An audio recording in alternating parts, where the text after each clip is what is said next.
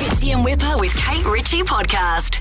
This one jumped out at me yesterday and scared the hell out of me. Have a listen to what happened to this woman as she tells a story from hospital. Well, they confirmed that there is something in my ear. She goes, there's something in there. It's not a moth.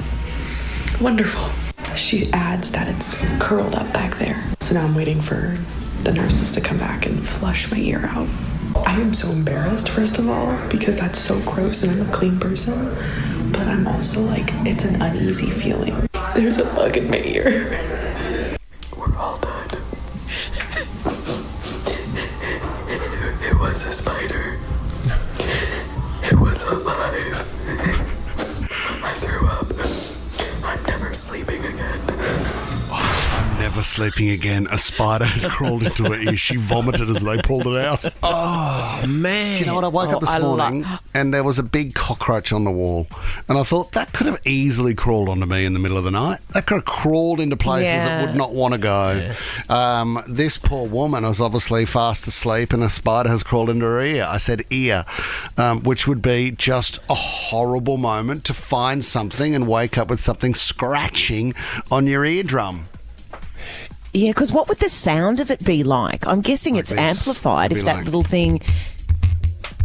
No, that's just in a pen your on head. a microphone. That's a pen on a microphone, but that's exactly what it would be biro. like. That's graffiti. Do you know what I thought was funny about that is the level of fear? But what really connected with me was the fact that one of the things that was upsetting her the most was that she was mortified that not only the spider was in her ear, but she's a clean person. I know, yeah. So what would everybody possibly think? I think that would be what would upset me, is I can't go to the hospital. People are going to think my house is messy. Yeah. Do you guys remember a competition we did on Nova? It would have been 15-odd years ago, and it was called Lick It. Does anyone remember Lick It? And you had to lick so. Lick it for a ticket. Tommy, remember that? You had to lick things to win prizes. Gross. And was it Lick It for the ticket? Yeah, Lick It for the ticket. And we had a woman that was a very clean lady, an older lady that came into the studio, and she had to lick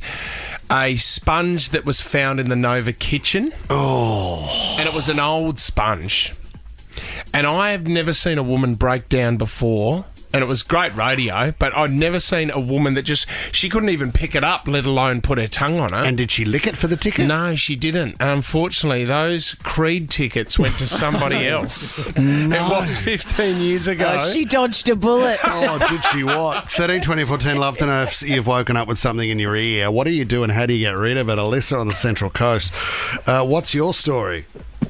I was asleep one night and a cockroach crawled into my ear. Oh. And I woke up and it was the most horrible feeling and I had to go to hospital to get it removed. What is it? See, that's... Your ear's very... It's a tiny little cavity, isn't it? It could have been a small cockroach. Yeah, those I little... had to put olive oil in it. Yep. Because apparently olive oil kills it because I could feel it moving in my ear. And then they drained it out once the olive oil had gone. And you'd have to sit there and think, I'm not in any trouble. This can't kill me. I'm okay. This is just a horrible feeling. So do they fill it with olive oil? That drowns the cockroach. Yeah. And then, I suppose, you roll over and empty they're seasoning it. Then they deep fry their arancini in there. Do they? Oh, so they end up cooking in your... They put in some red onions. So they use your ear like a giant wok.